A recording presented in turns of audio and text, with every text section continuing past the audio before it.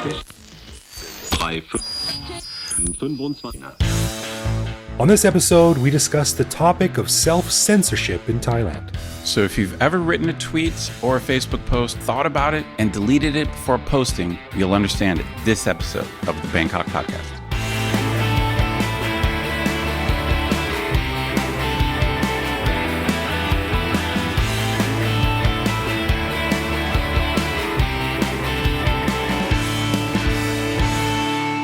Sawadee krap, and welcome to the Bangkok Podcast.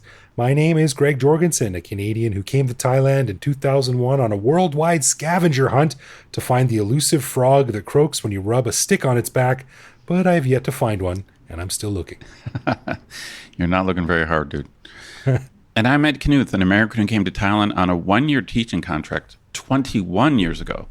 Fell in love with buying clothes and finding out I'm an XXL instead of just an L like I am back home. So I never left. Please. I'm a big dude. I'm a big dude. What can I say? Yeah, you don't feel like a big dude until you got a shirt that says 7XL on it. That was an unusual brand, let me just say, but I'm just saying it. I'm not comparing myself to you. I'm comparing myself to who I was back home. We want to say a quick thank you to one of our patrons, Chris Milisiak, who supports us at the show shoutout level. Stick around after we're done talking about self-censorship in Thailand to hear why Chris might be hired as the official Bangkok Podcast photographer. Yeah, dude. We want to give a big thanks to all of our patrons who support the show. Patrons get a whole bunch of cool stuff, including our ad-free regular show a day early, emails with behind-the-scenes photos of our interviews, access to our Discord server to chat with me, Greg, and other listeners, and various other goodies. But best of all, patrons like Chris also get an unscripted, uncensored bonus episode every week where we riff on current events and Bangkok topics. We just finished recording this week's bonus show, and we chatted about how COVID will soon be officially declared endemic, Greg's upcoming self-isolation before his trip home, discussions about Thai dowries, and an especially painful harpoon attack from an angry wife. Yikes. To learn how to become a patron, click the support button at the top of our website. Right, and as always, if you have something to say or a show idea or a joke or just want to say hi, head to bangkokpodcast.com and click on the little microphone button on the bottom right to leave us a voicemail that we will play on the show, as long as it's nice. Hey, I wanted to start the show off real quick before we get into the main topic. I think we're all watching the situation in Ukraine, and one of our patrons and some listeners, I'm sure, are in Ukraine as well as some of our patrons and listeners who are in Russia.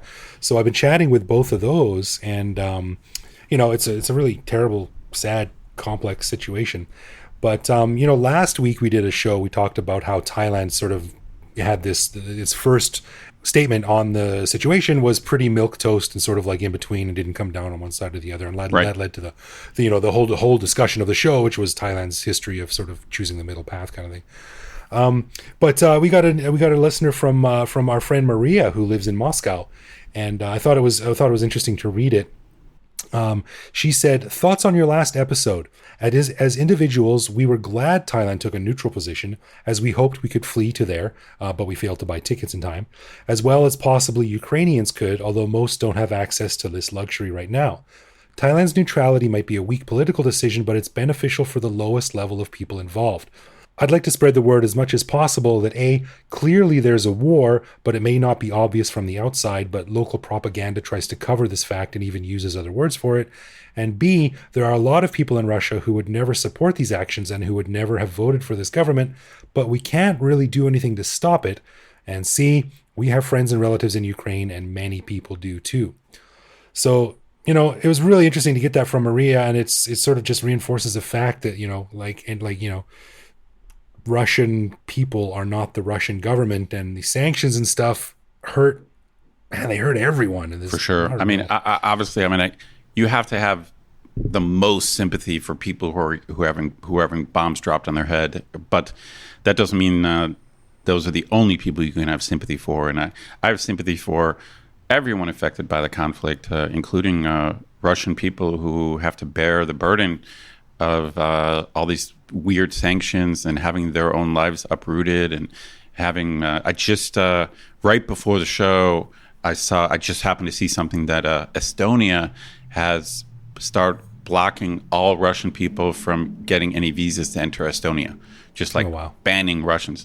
Not that many Russians necessarily want to go to Estonia, but probably some do. Sympathy all around.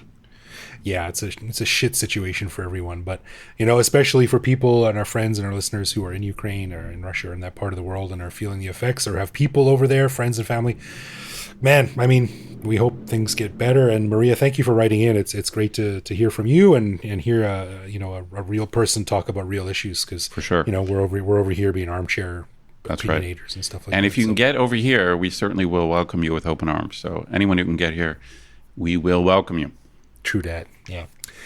And hey, inspired partly by that, on this episode, we are going to revisit a topic that we covered way back in season 2 of the show with the old co-host Evo, which is self-censorship. But, a lot has changed in the 6 years since that episode came out, not least my co-host. So we thought it was worth a revisit. Now, like I said, it was an idea that was partly sparked by the message I just read from Maria, which got me thinking about how different countries deal with this issue in different ways.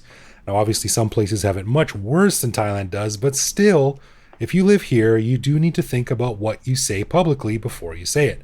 As content creators, it's something that we need to think about all the time, so we thought we'd dive into it with some of our own thoughts on how we put the podcast together and deal with the constant knowledge that someone, somewhere, is probably listening, and not just a regular listener, but, a big brother type thing.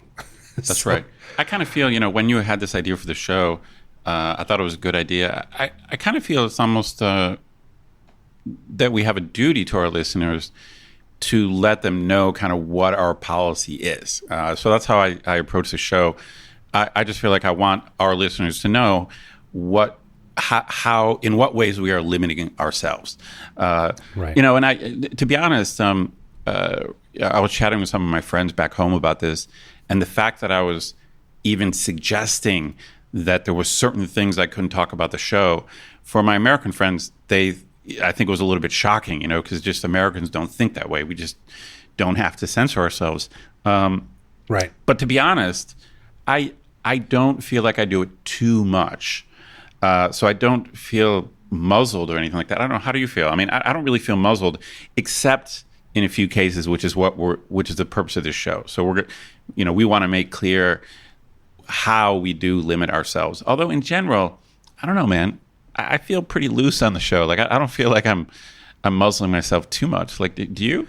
No, I agree. And it's good to start with this and come right out. Like, it's not like every show we're like, we want to say this, but we can't, That's right. I think generally we can say pretty much what is on our minds, and it's not an issue. It's rarely a problem. But, we do have to consider things that, like, your friends in the States or my friends in Canada would never have to consider. That's right. When they're saying something publicly. And also, I think we're also helped just by the topic of the podcast, because, we are a show about expat life in Thailand and also the life of tourists, especially repeat tourists. And while that does involve like political stuff sometimes and maybe sensitive stuff, right, 90% of the time we're talking about how to have fun. Yeah, if it was a podcast on politics, then of course we'd have a much bigger problem. I mean, normally we're talking about how not to get hit by a tuk-tuk and, how not to make how not to make an ass of yourself in front of Thai people. So it's just the subject matter that we have, it just lends itself to mostly being safe stuff. But there's a few. I don't know how you break it down, Greg. You and I decided to do this show, but we didn't really like make a list. I feel there's maybe 3 or 4 ways that I limit myself. So I don't know if you want me to start or you want me to just jump in? Yeah, jump in with that. Yeah, let's see. Okay, I'll jump in with just the obvious thing is we don't talk about the monarchy. So all of our listeners probably know this. This is something that is well known, that there are very strict laws in Thailand about any criticism of the monarchy. And those laws have been very broadly interpreted, which means, some people have even been punished for criticizing a dress that was designed by a member of the royal family. And so it's been pretty broadly interpreted. And so the best thing to do is just not talk about the monarchy, and that's just our general rule on the podcast. We don't talk about it. But I wanted to say this. I usually give this advice just to travelers in Thailand, also just generally not to talk about it, even if you're not worried about getting arrested. I just feel, I don't know, let me get your thoughts on this, Craig. I feel that just the monarchy is such a culturally important part of Thailand that I feel there's almost nothing a foreigner can say about it that Thai people would really care to hear.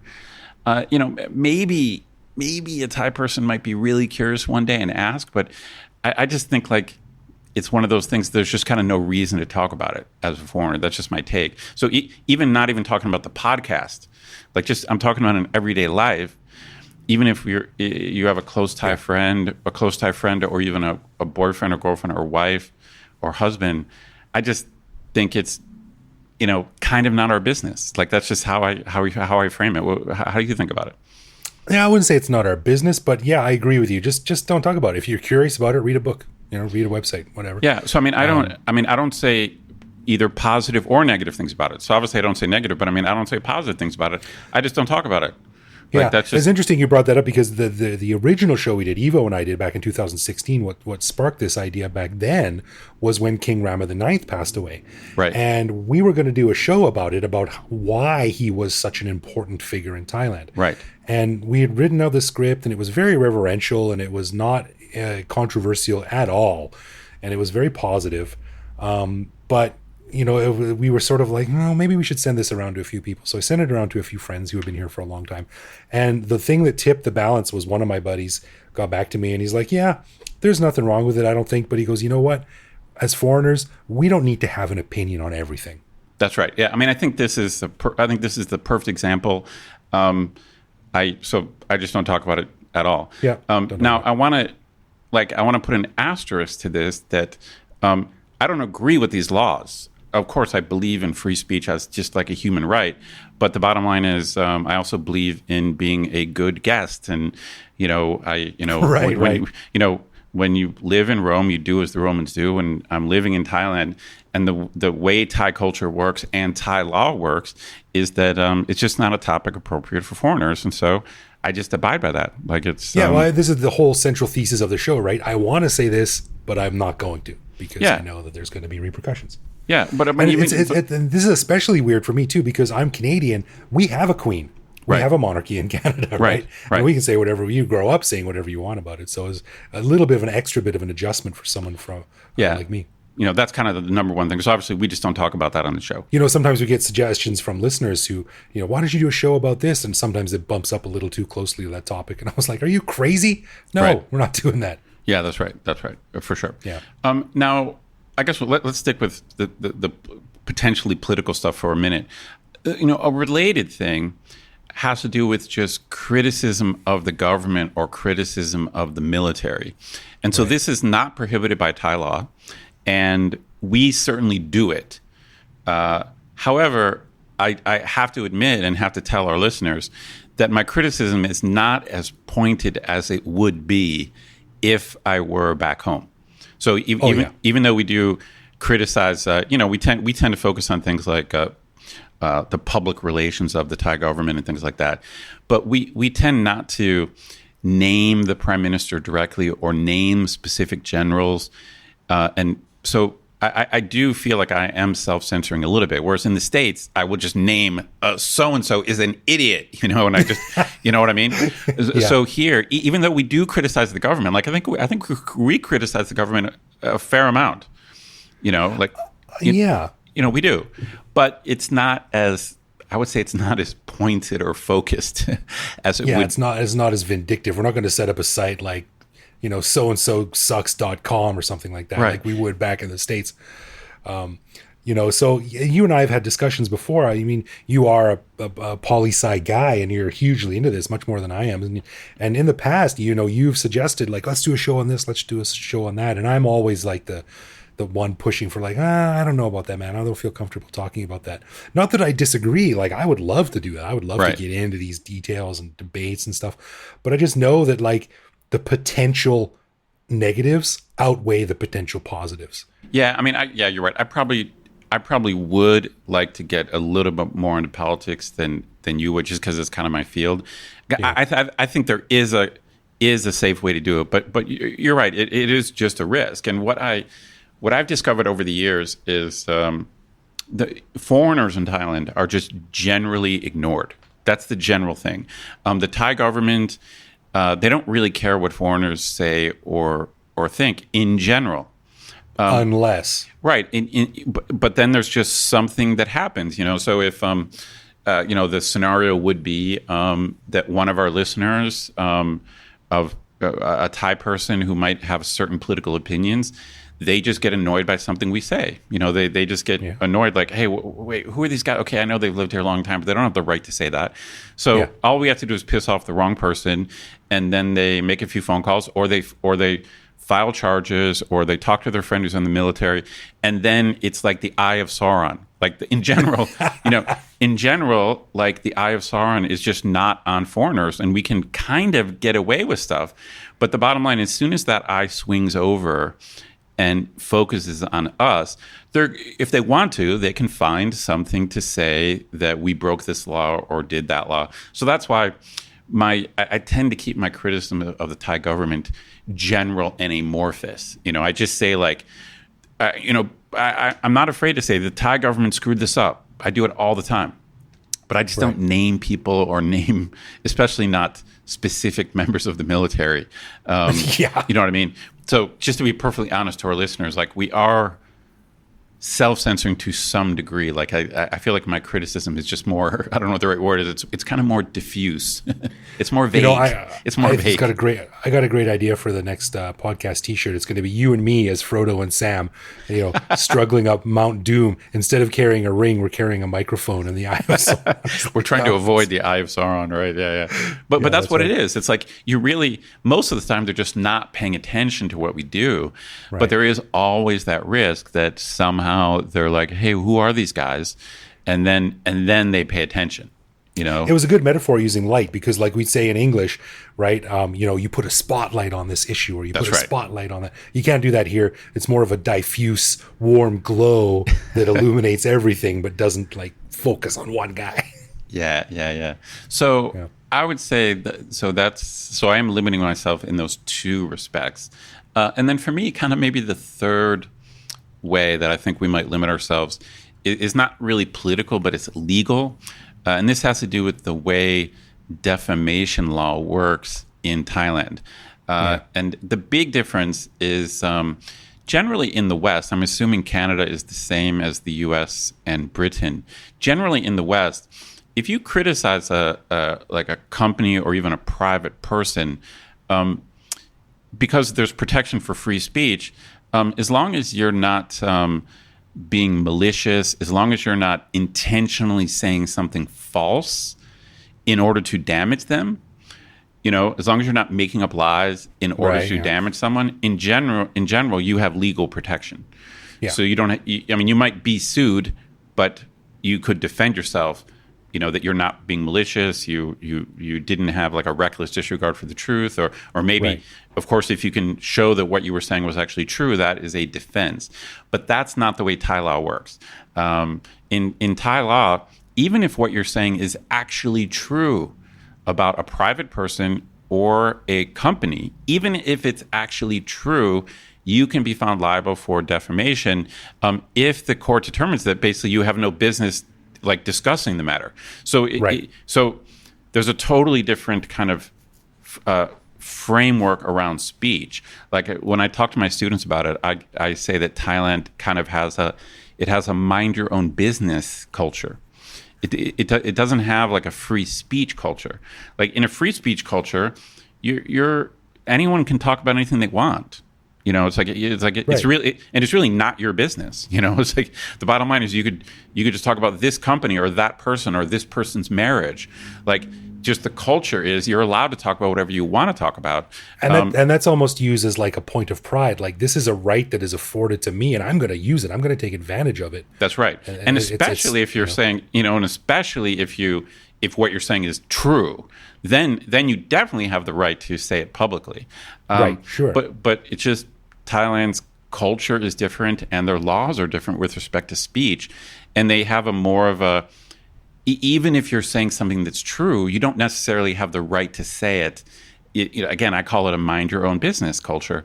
And this has come up in many different ways in Thailand. Like we've talked a little bit about some of the human rights cases where you get NGO workers who uncover some horrible behavior of a Thai company. For example, maybe they're not even employing, but they're using like slave labor.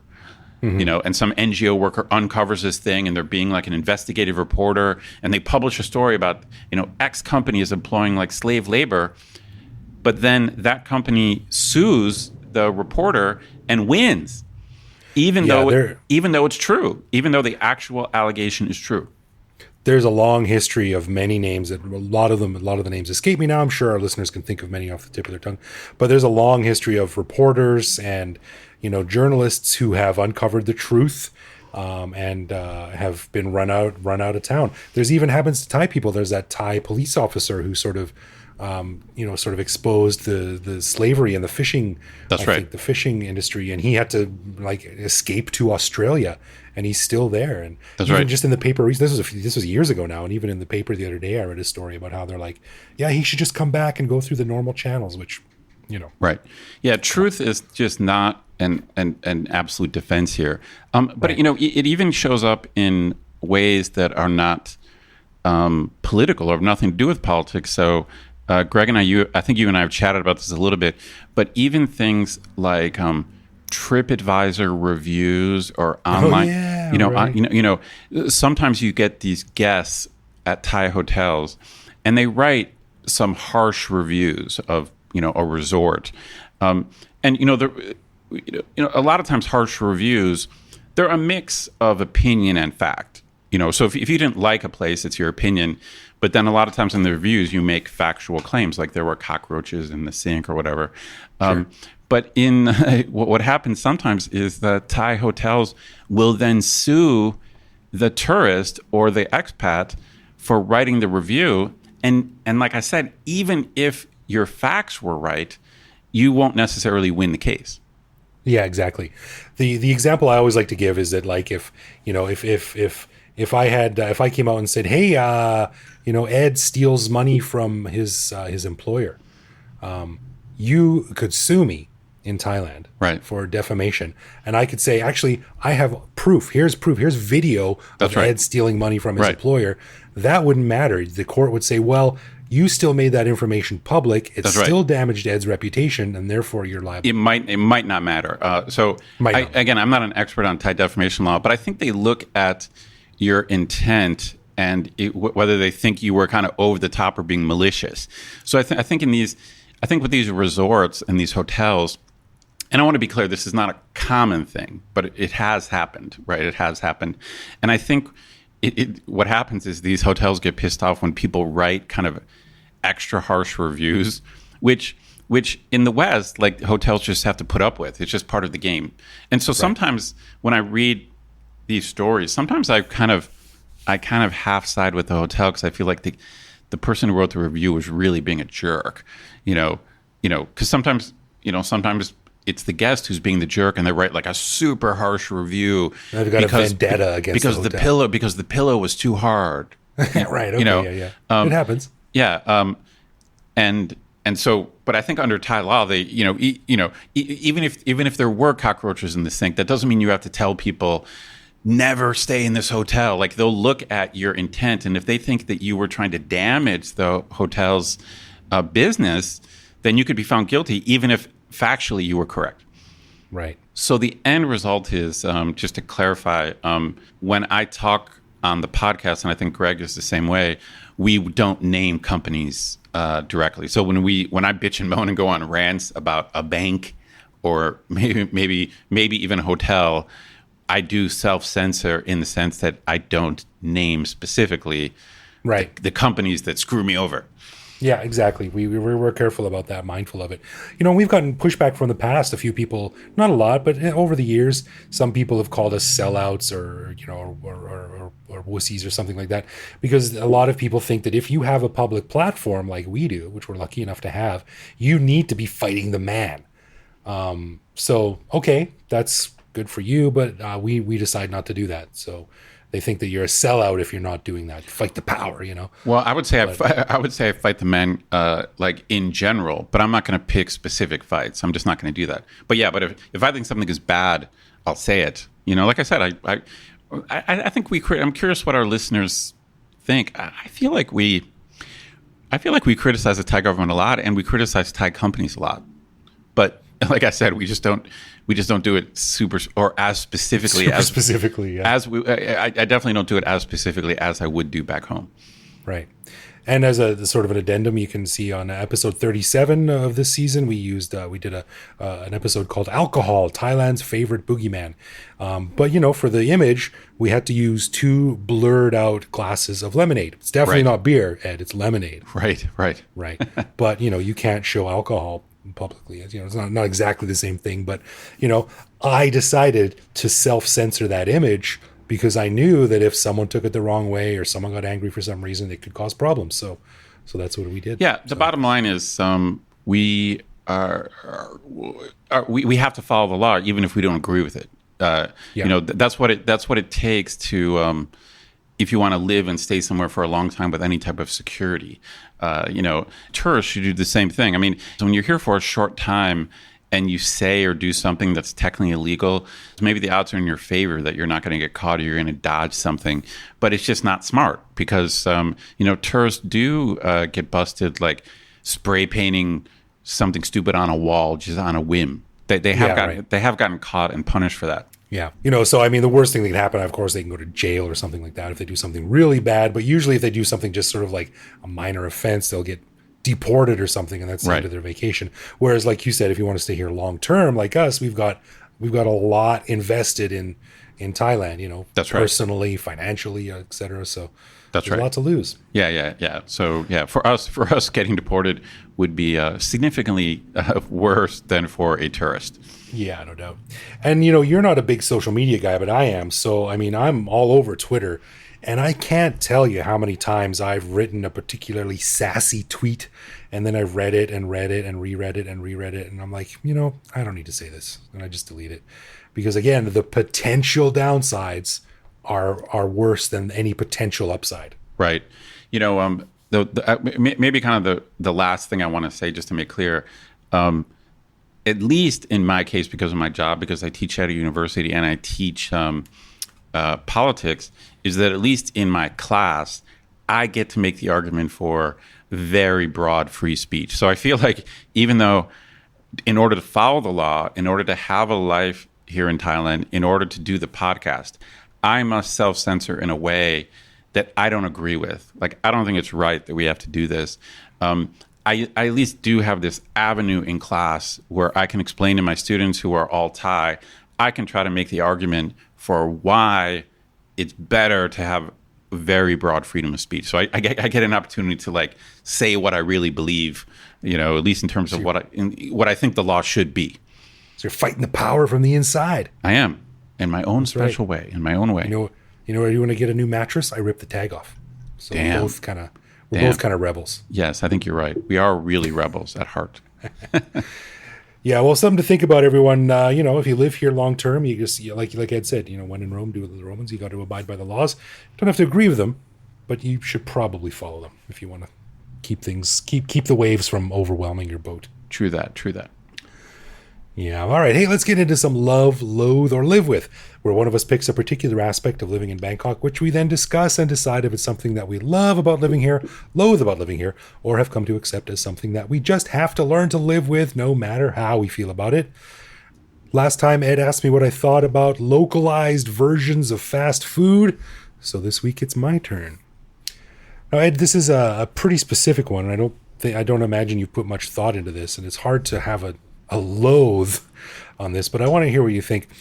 You know, when in most condos or airports or malls or something like that, in the rainy season when there's a big rainstorm, you see the little guards outside, and they're using that like big squeegee to squeegee off the tiles and stuff like that, get the water out of there. Okay. What do you think when you see someone doing essentially the same thing, usually outside of a shop house or in a soy, but they're using a broom, like a whisk broom? What's your thoughts on this? Wow, dude, this is pretty. Hold on. Let me see. Yeah, dude, I've definitely seen it. It's a little bit weird. It makes no sense. It's kind of like they are, because what you're talking about is these brooms have like long, it's like strands of, what is it? It's like straw or something, right? Yeah, it's like something out of the Red Riding Hood comic where like the stick man finds a bundle of twigs and yes, ties them to a pole or something like that. That's right. And so you could use one of those things as maybe like a broom for like dirt or dust, but they're really not appropriate for something like water. Yeah, I mean, I guess they work because everyone uses them, but it just seems like it'd be so much more efficient if you had a squeegee or a flat thing, at least a flat broom. This broom is like, it's got a 4-inch diameter and not even all of the pieces touch the ground. Yeah, so, this is it's funny. It's just always kind of bothered me that people. This is hyper specific, as you said. It is, but it is valid and it is on point because it seems like the wrong tool for the job. Exactly. It's like if someone was, fixing fixing an appliance or something with a butter knife. You're like, why don't you use a screwdriver? Like, it works, okay, but get a screwdriver. What are you doing? So I'm a live with but don't understand on this one. Yeah. Okay. I guess I would have to say live with. You can't say love, and I guess you could say loathe in the sense that it's like weird and annoying. But you're right. It's not something that really causes any problems.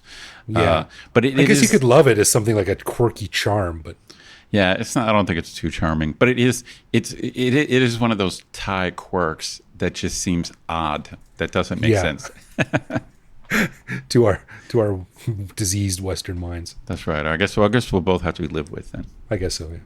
All right, so as we mentioned at the beginning of the show, we'd like to say thank you to Chris Malesiak for lending us his support at the show shout-out level. Greg, what did you find out about Chris? Well, it turns out that Chris and I have a lot in common in that he said he is a guy with a mind of a 26-year-old trapped in the body of a 48-year-old. Oh, wow.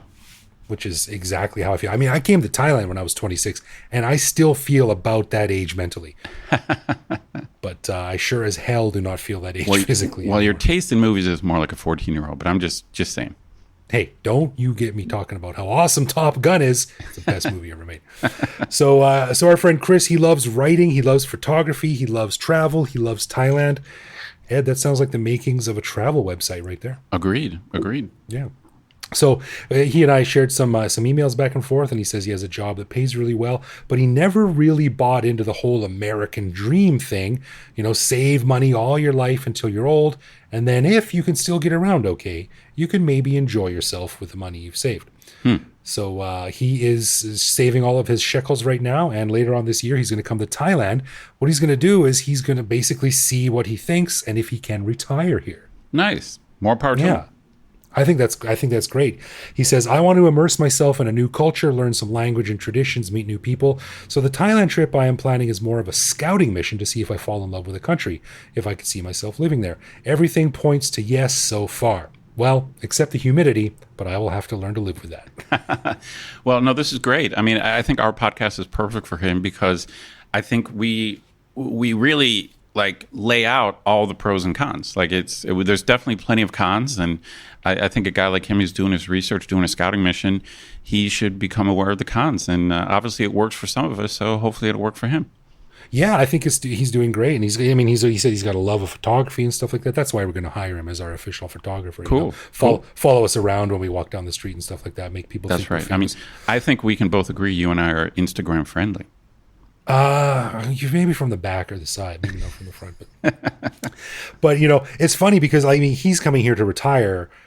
which is great, but a lot of people, we've talked about this on the show before, when people come here on a vacation and they think Thailand's great, it's amazing, I'm not going to go back to the grind back where I came from, and then they move to Thailand and they find out that actually Thailand has the grind too. Oh, sure. It's got office workers and people stuck in traffic, and you got to deal with paperwork and taxes and stuff like that. So it's not all unicorns and rainbows, but well, as I've said before, I think Thailand is a great place to spend money.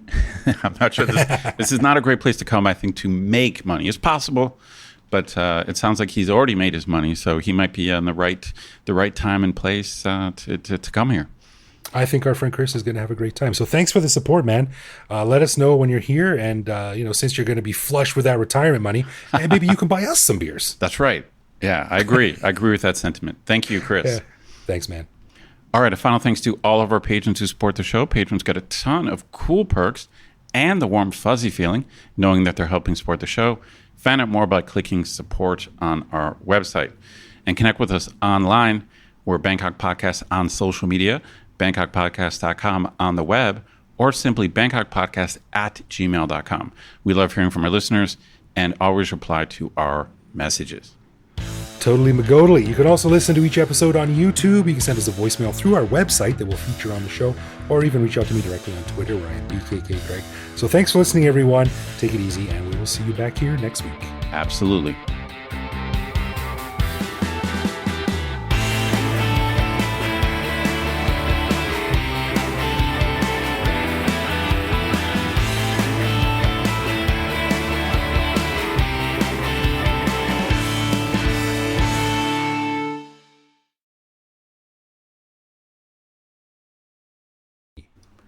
Boom, boom. And a 3. Boom, boom baye. I think that was from that Muhammad Ali documentary. That was what the Africans were yelling at Muhammad Ali. Ali Boombaye, Ali Boombaye, and it means like kill him or something. Ali Boombaye. Yeah, Ali Boombaye. Oh, well, I hear that on Run. Boom, yeah. If you hear someone say like Boombaye Greg, like then Time to get the hell out of here. That means you want to run.